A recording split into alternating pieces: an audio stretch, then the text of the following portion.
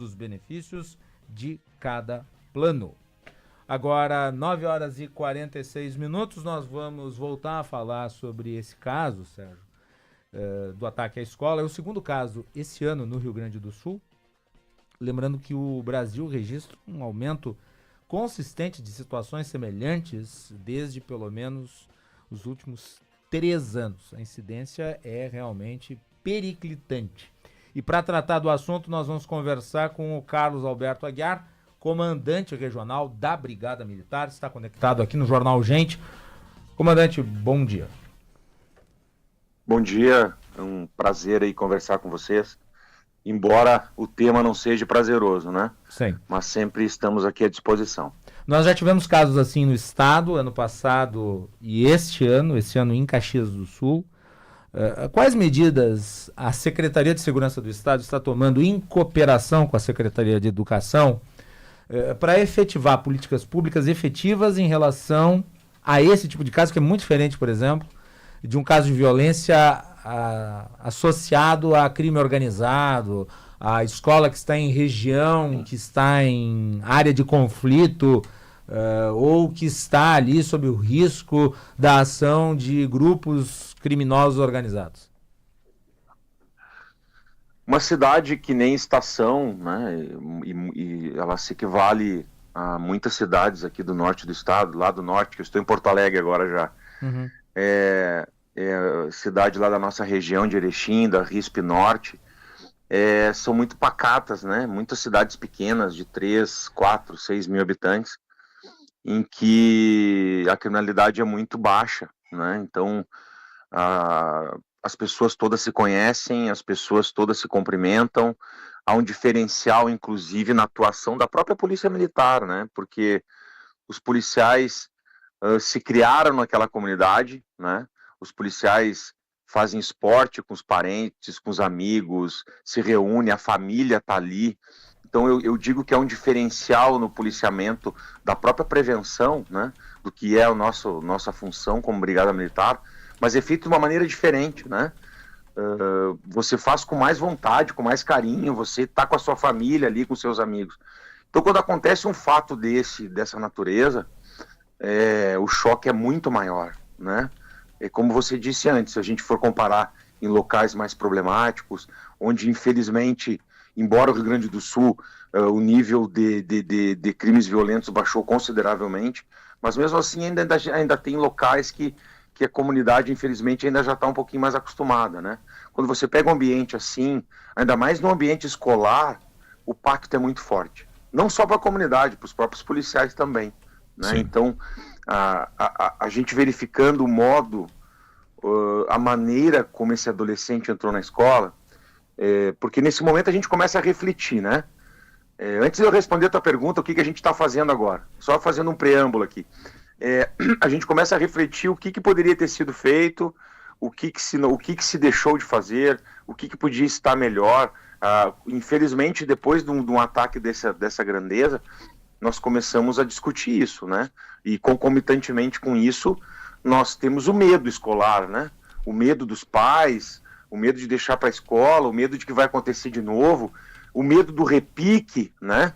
E pensando nisso, né? Até ontem em conversa com o Coronel Douglas, né? Que ontem passamos o dia inteiro, com o Comandante Feoli também, o medo desse repique. Hoje, a partir de ontem mesmo, a brigada inteira no Rio Grande do Sul foi determinado uma aproximação nas escolas, fechamento de quartel, para que a gente pudesse dar não só o policiamento que eu digo, não é tem uma margem de tempo que é considerada mais, digamos, dramática, no caso, as 48 horas. O risco aumenta nas 48 horas posteriores a um ataque? Tem alguma estimativa? Olha, eu não posso lhe afirmar nisso, sinceramente, eu não tenho essa estimativa, mas o fato desse acontecimento trágico acontecer para acontecer o repique, obviamente, quanto mais perto, maior, né? Então, essa intensificação nessa primeira semana, em toda essa resta semana que foi determinado pelo comando da brigada, é justamente para você dar esse carinho na escola.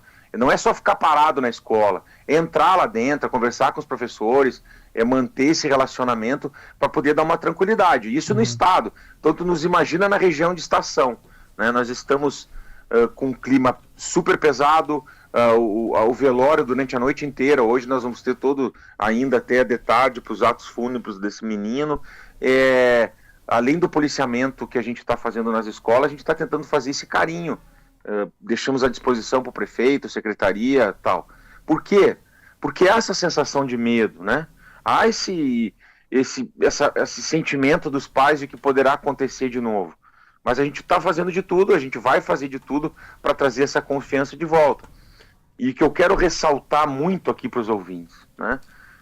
Estive o dia inteiro lá ontem, conheci a escola, verifiquei junto com a Polícia Civil, que fez um trabalho extraordinário ontem, também trabalhando, investigando e ouvindo as pessoas. Poderia ter o maior esquema de segurança possível na escola ontem. Isso é importante. Eu não estou aqui defendendo absolutamente nada, só estou fazendo uma constatação.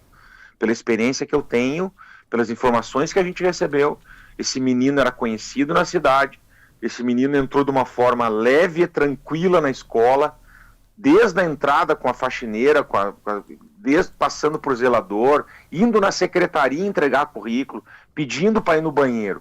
Isso aí significa o quê? O que eu disse antes. É aquela comunidade pacata, tranquila, todo mundo conhece, e por nenhum momento se desconfiou desse menino. Então a gente tem que repensar também no que fazer para evitar isso, então, né? Se no momento que a gente constata que a maior segurança do mundo ali não ia fazer que ele não entrasse, a gente tem que começar a repensar outras coisas. Tipo, será que não está na hora da gente começar a revistar todas as pessoas que entram na escola? Exato, eu ia lhe perguntar sobre isso. Né? Porque assim, ele entrou com uma mochila carregada com faca e rojões, né? Se nós tivéssemos uma característica de revistar todo mundo que entra na escola, daqui a pouco é tão mais importante que uma câmera, né? Um mecanismo de fiscalizar isso, teríamos evitado. Também temos a questão dos adolescentes, dessas pessoas que de repente podem estar passando com algum problema, não é minha área, mas a gente é acostumado com ProERD, palestra nas escolas, a gente vê muito isso, que é uma coisa para debate também, e eu sempre brinco com os adolescentes nas minhas palestras. Gente, o quarto de um adolescente hoje parece que é uma embaixada de outro país. Ninguém pode entrar, né? A gente não pode entrar no quarto, eu digo de uma forma geral, né? Do que a gente escuta. Não pode entrar, o celular não fala, pai é chato, mãe é chata, a gente não vê nada. E daqui a pouco, se nosso filho está passando por uma pressão, ou se está sendo ameaçado, ou está sendo incentivado a cometer alguma outra coisa. Então eu estou trazendo isso à tona, porque esse é o momento em que a gente começa a procurar respostas e tentar ver o que... Será que é só a polícia? Será que está faltando pai? Será que está faltando outra coisa? Comandante. Mas agora, enfim, respondendo a pergunta, nós estamos, a pedido da Secretaria de Segurança, em parceria com a educação, parceria com a saúde, e dando todo o apoio que for necessário, principalmente lá naquela região de estação. Comandante, o senhor traz pontos aí relevantes e que exigem uma discussão muito grande, começando lá pela família, mas a função da Brigada Militar, da Segurança Pública e do Estado propor, planejar e executar políticas de segurança, e esses episódios lamentáveis, tristes, trágicos, eles têm que servir de aprendizado para que se faça a prevenção futura. Ontem não fosse o zelador da escola, esse garoto poderia ter feito uma tragédia ainda maior, né? O senhor lá conseguiu segurar ele, controlar ele e tirar as facas que estavam com ele. Foi um verdadeiro herói desse fato todo, né? Exatamente. Eu quero trazer aqui um programa que existia no passado, e aqui o nome do programa é irrelevante, o mérito é que vale mais, né? Que era o PM Residente, que era um policial militar que ia para a reserva e era alocado por decisão dele e convite da Brigada Militar, afinal de contas ele já estava na reserva, ele praticamente morava na escola e criava-se ali uma relação, como o senhor está citando aí, de carinho, de afeto, de uma convivência muito saudável, e isso eu lembro que ajudou muito na segurança dos alunos. A gente tem escolas hoje, como nesse caso de estação, que a escola está aberta, a escola está livre. Então, é possível um programa dessa natureza, algo semelhante ao que se fez? É possível acertar com a Secretaria da Educação para que ninguém mais entre com, pelo menos estranhos à escola, mesmo que seja conhecido na comunidade, não entre sem uma revista ou que deixe a mochila em algum lugar na escola antes de entrar, por exemplo? exemplo, é possível dar uma apertada mais nesse aspecto para que as crianças possam estudar tranquilamente? Bem, foi mais ou menos o que eu falei para você, né? Agora, nesse momento, quando acontece isso, a gente começa mais uma vez verificar o que pode ser feito, né? Eu acho, primeira coisa, a brigada, ela automaticamente, nessa nossa região, e a gente vem fazendo há bastante tempo, uma aproximação e uma organização de policiamento direcionada às escolas, né? Nós temos na região aqui câmeras de monitoramento nas escolas, nós temos a maioria das escolas com cercamento e com policiamento. Algumas delas têm zeladores, outras não têm, né? Algumas delas nós temos aquele policial militar que retorna da reserva para trabalhar na frente das escolas, também tem em alguns lugares. Nós temos ainda alguns lugares de PM residente. Isso aí não é um programa de governo, mas é um programa que muitas vezes a escola convida para o policial militar morar dentro da escola, mas também não é suficiente, porque se o PM estiver ali na escola, em determinado momento ele pode não estar, né? Então, mas claro que dá aquela sensação de ter um PM, talvez se alguém vai querer cometer algum delito, saber que tem um policial militar morando na escola, ele já vai pensar 2 vezes. É claro que sim, que dá para repensar nisso. Muito mas bem. São muitas escolas e são muitos locais, né? Essa questão de você dizer, que você disse, ó, tem que ter o zelador da escola, por exemplo, é aquele que faz tudo, é o que planta grama, é o que troca a lâmpada, é o que leva o documento, é o que ajuda a cuidar e que, graças a Deus, ontem salvou o resto das crianças. Mas agora, como fazer para que a gente tenha um zelador em cada escola, um guarda em cada escola, um policial em cada escola? Isso vai depender de justamente isso. Agora, para que se sente, e como a nível de governo geral, né? Não cabe a mim agora como comandante regional, mas como sim, pertencendo ao comando regional, a gente pode sugerir também. Perfeito. Mas o comando de alguma forma agora vai a gente tentar amenizar isso, é o que a gente pode fazer. Comandante regional da Brigada Militar, Carlos Alberto Aguiar, obrigado pela participação aqui no Jornal Gente. Tá bom, um grande abraço. Muito bem, tá então agora 9 horas e 58 minutos, diagnóstico dessa situação, que é obviamente preocupante. O número de casos vem aumentando exponencialmente no Brasil e isso gera atenção em comunidades escolar. Os números são todos muito preocupantes. Eu vou trazer 2 aqui. 81% dos casos de violência extrema em escolas são em escolas de nível socioeconômico médio, médio-alto ou alto. 78% dos autores são menores de idade, quase todos meninos, rapazes. E isso está presente numa pesquisa que foi feita a partir da análise dos dados disponíveis.